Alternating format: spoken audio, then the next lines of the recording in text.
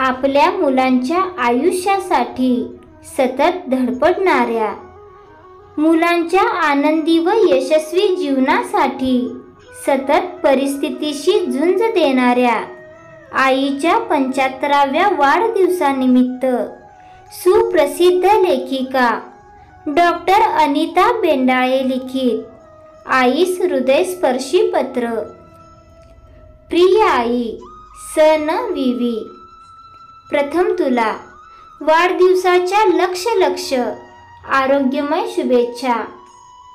आई, मी लहान होते त्यावेळेस तू माझ्यासाठी किती त्रास सहन केला असेल हे मला जेव्हा मी आई झाले तेव्हा कळले.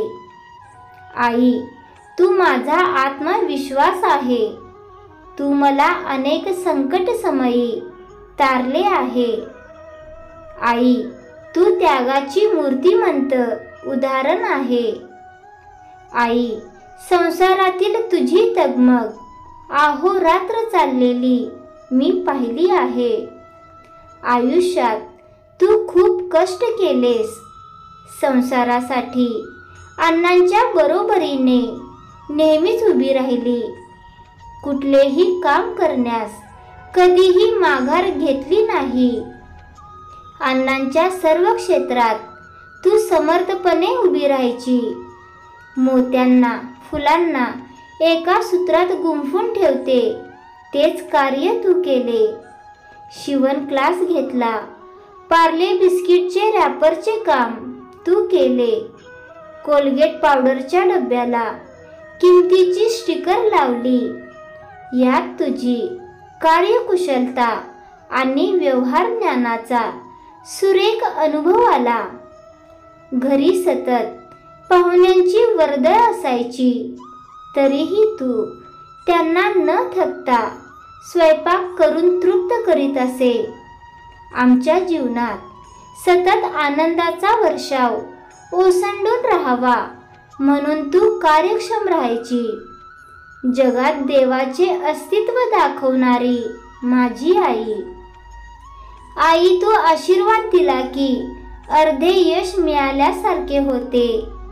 आम्हा भावंडांच्या प्रगतीसाठी, विकासासाठी तू सतत प्रेरित करत असते. आई, तू माझ्या घराचा आत्मा आहे, कणा आहे. माझ्या लग्नापूर्वी आई तू नेहमी स्व अनुभवावरून म्हणायची, मुलीने स्वतःच्या पायावर उभे असणे खूप आवश्यक आहे. तेव्हाच आत्मसन्मान प्राप्त होतो. कोणती वेळ कशी येईल ते सांगता येत नाही. ते तू सिद्ध करून दाखवले. आई, तू माझी देहदात्री आहेस. तुझे ऋण जन्मोजन्मीचे आहे. आई, तूच माझी प्रथम गुरु. आई, तूच माझी भगवद्गीता आहे. तू स्वतः झिजून आयुष्याची चाळण केली. तुझ्या 4ही मुलांसाठी तू सरपण होऊन स्वप्ने तळत होती. आई, तू आमच्या आयुष्यातील एक अनमोल वरदान आहे. तुझ्याचमुळे आम्ही घडलो. एका पाठोपाठ एक असे 4ही भावंडांचे लग्न धूमधडाक्यात केले. तू मला सृजनशील माणूस बनवले. समाजात राहण्यास सुसंस्कृत केले. माझ्या मुलांना लहानपणी सांभाळले. त्यामुळेच तर मी पूर्ण वेळ माझ्या दवाखान्यास दिला. आई, आज तुझ्याचमुळे मी यशस्वी डॉक्टर बनू शकले. आजही उतार वयात तू देवस्थाने फिरत असते. सतत परमेश्वराचे नामस्मरण, पोथी वाचन, मंत्र जप व स्वतःच्या आरोग्यासाठी व्यायाम करीत असते. सर्व कुटुंबाला एका मायेच्या बंधनात बांधून ठेवणारी, सर्वांच्यावर जीवापाड प्रेम करणारी, सर्वांची काळजी करणारी माझी आई. आयुष्याच्या प्रत्येक वळणावर, संकटात तू माझ्या सोबत असते. तू कुटुंबाचा आधारस्तंभ आहे, एक महाकाय वृक्ष आहे जी माया प्रदान करते। आजही तुझ्या पंखाखाली सगळे दुःख विसरल्यासारखे होते। आज तुझा 75वा वाढदिवस।